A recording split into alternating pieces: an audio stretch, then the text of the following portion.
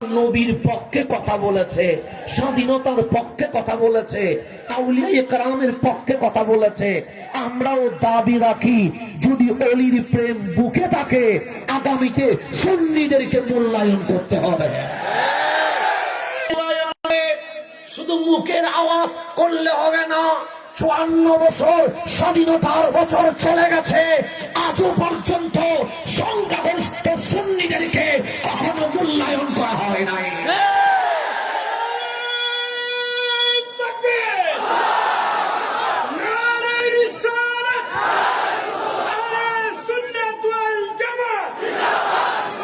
আজকে যদি শাহজালাল শাহপরানের উত্তরসূরিদেরকে মূল্যায়ন করা হতো, তাহলে বাংলার জমিনে কবর থেকে লাশ তুলে পুরানোর দৃশ্য আমাদেরকে দেখতে হইত না। আজকে মূল্যায়ন করা হয় নাই বলে কবরের লাশ নিরাপদ থাকতে পারে নাই। সেই জন্য আমরা সংখ্যায় বেশি, কিন্তু সুন্নিরা নিজেদেরকে মূল্যায়ন করি নাই বলেই আজকে আপনাকে আফসোস করতে হয়, আজকে আমাকে আফসোস করতে হয়। আমার ঈদে মিলাদুন নবীর মাহফিলে বাস নিয়ে হামলা করতে চায়। আজকে এই অবহেলিত হওয়ার পিছনে আমরা কম দায়ী নই। তাই আজকের এই সালানা জলসায় আমাদেরকে শপথ করতেই হবে যে আল্লামা মুস্তাক আহমদ কাদেরী আল ওয়াইসিকে আমরা সংসদে পাঠিয়ে দিব ইনশাআল্লাহ।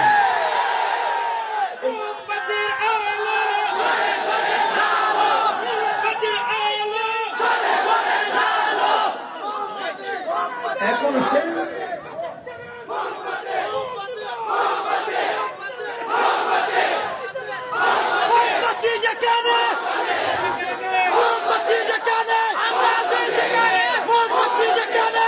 আজকে মূল্যায়নের কথা বলতে হবে। নিজেদের অধিকার নিজেরা বুঝিয়ে নেওয়ার সময় এসেছে। অনেক দিন পিছনে পিছনে ঘোরা হয়েছে, আজকে থেকে পিছনে নয়, সামনে নেতৃত্ব দেওয়ার শপথ নিতে হবে।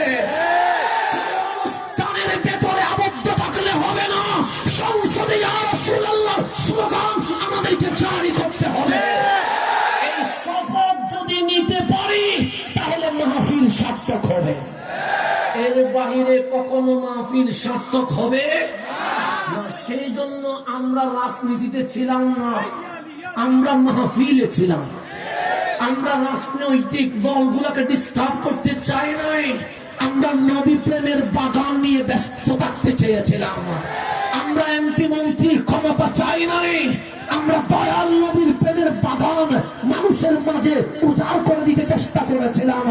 কিন্তু আজকে যখন কবরের লাশ তুলে পোড়ানো হয়, আজকে যখন বিপদে পড়লে বলা হয় শাহজালালের বাংলাদেশ, শাহপরানের বাংলাদেশ রক্ষা করো আল্লাহ, বিপদ চলে গেলে বলে শাহজালালের মাজার ভেঙে দিতে হবে। বিপদে পড়লে শাহজালাল, বিপদে পড়লে শাহপরান, বিপদ চলে গেলে বলে শাহজালালের মাজার ঘুরিয়ে দাও, শাহপরানের মাজার ঘুরিয়ে দাও। আমরা চুপ ছিলাম, আমরা মাঠে ময়দানে ঈদে মিলাদুন নবী নিয়ে ব্যস্ত ছিলাম। আমরা কোন রাজনৈতিক দল কোন দিকে চলে গেছে তাকাই নাই। কিন্তু 54 বছর পরে যখন আমাদেরকে দেখতে হয়েছে শাহজালাল শাহপরানের উত্তরসূরিরা আজ অবহেলিত হয়েছে, আর পিছনে তাকার সুযোগ, এখন সামনে নেতৃত্ব দিতে হবে। আমরা নাসিরউদ্দিন সিপাহ সালার উত্তরসূরি, আমরা পিছনে থাকার মানুষ নয়, আমরা বিজয়ের পতাকা উড্ডীন করার মানুষ। তাই এই সালানা জলসা থেকে আমাদেরকে এই মেসেজ নিতে হবে, সুন্নিয়ত আর মাঠে আর ঘর থাকবে না, সুন্নিয়তের আওয়াজ সংসদ পর্যন্ত পৌঁছিয়ে দিতে হবে। এই শপথ নিতে পারবেননি, পারলে মাহফিল করবো না, দরকার নেই। যদি বলেন হুজুর আমরা আজ এবার আর কোন দল বুঝি না, আমরা বুঝবো ইয়া রাসূলুল্লাহ কার বুকে আছে। আমরা আর কোন সংগঠন বুঝি না, আমরা দেখবো কামলিওয়ালার প্রেম কার বুকে চলে। এটা আমরা দেখে সিদ্ধান্ত নিব আগামীর সংসদ কিভাবে সাজাতে হবে। আর যাওয়ার কোন সুযোগ নাই। আল্লাহ যেন আমাদেরকে বুঝবার তৌফিক নসিব করে।